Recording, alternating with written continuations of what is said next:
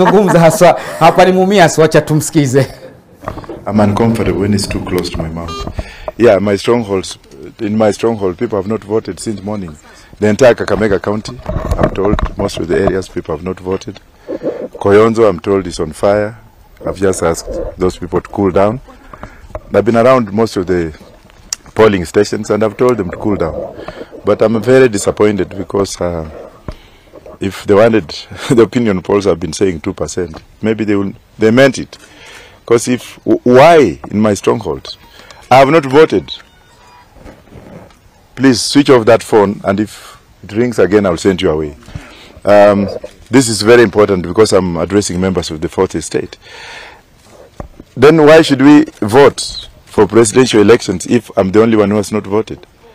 I'm told Raila has voted, right?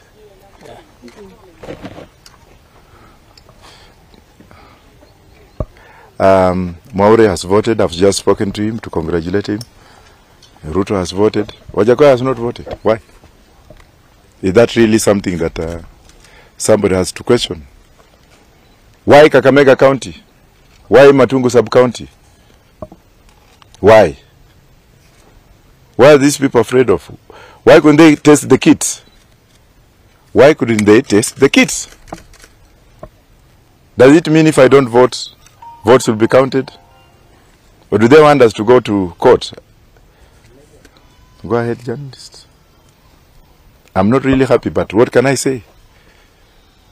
I was supposed to fly back this afternoon. I have to buy another ticket. And you know, from here to Kisumu is very far. So, have you perhaps been in touch with the IEBC officials, and what are they telling you? I don't need to. Because they were there when you guys were there, telling me, oh, you're supposed to be here, like it's not working. Then I'm asking them, what do we do? At all, you have to wait. My people are defranchised. The older generation have gone home. So we'll come and vote if they make them. Why rig me out of this election? If the opinion polls have been saying 2% and I've got the entire nation with me, probably that's what they want to. But you know what? I stand with God. That's the only thing I can say. My wife here was telling me that, you know what? What God has written stands. Maybe she can say something. Please, let Kenyans hear your voice for the first time. Yeah. I wasn't really expecting this, but it's very disappointing for the machines to not be working on the day that's most important to the lives of all Kenyans concerned. However, no weapon formed against us, the people of God, the people of Kenya, shall prosper. That's the ground that we stand on. So you all remain vigilant, remain cool, remain calm, and we'll see this thing to the end. So, thank you. What's your name? What's your name? And I have no mechanical engineering in my head. I have never done mechanics. So even if I go there, I mean, how do I answer that question? You said another attempt. How? I'm not an engineer. If they tell me they're not working, that means they're not working. Why would I go to do another attempt if they're not working? Unless I'm the most foolish lawyer in the world. In terms of I've lost millions of votes. You know, this is the strongest. The Kakamega County has the second largest number of voters in the country. And if you go everywhere I've been in the morning, especially in Muira, in Matungu Division, I've been to Bungoma this morning, everybody's yelling me. Sorry about if I answered you wrongly. I do apologize because I didn't get it right. You are right.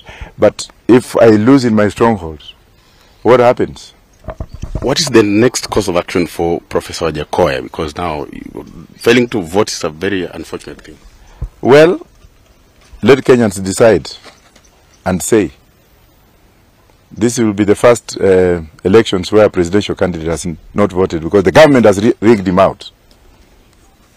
Maybe, Prof, you're a lawyer of high standing, and we understand that just the other day the court ruled that the manual voter register should actually be a complementary one.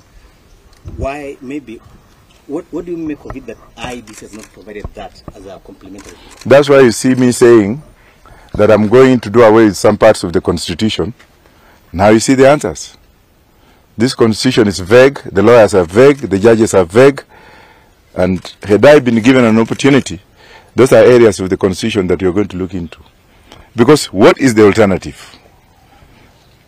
The law, as rigid as it is, gives a momentum, but it also gives an alternative.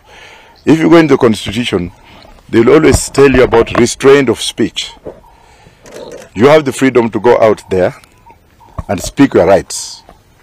In the US, the First Amendment rights, and the First Amendment gives you rights to demonstrate or to picket. But because of national security, it also gives you an alternative. So whoever restrains you will tell you, okay, you are not supposed to speak here because of this, but we are giving you an alternative.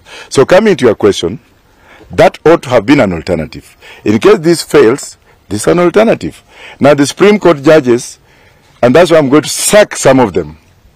Had I been given an opportunity, that is what I was talking about. What alternative has the Supreme Court given to the IEBC? Members of the press, are you getting the reasons why I've been saying that some areas of the Constitution ought to be reformed? What alternative is Chebukati given?